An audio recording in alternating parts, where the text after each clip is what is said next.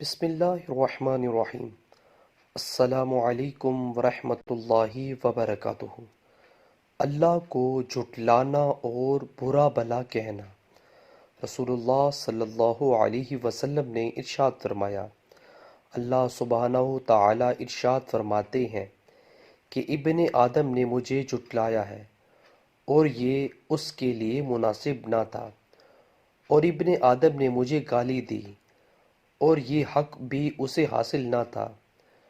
مجھے جھٹلانا یہ ہے کہ کہتا ہے کہ میں اس کو دوبارہ پیدا نہیں کروں گا، حالانکہ میرے لیے دوبارہ پیدا کرنا پہلی مرتبہ پیدا کرنے سے زیادہ مشکل نہیں۔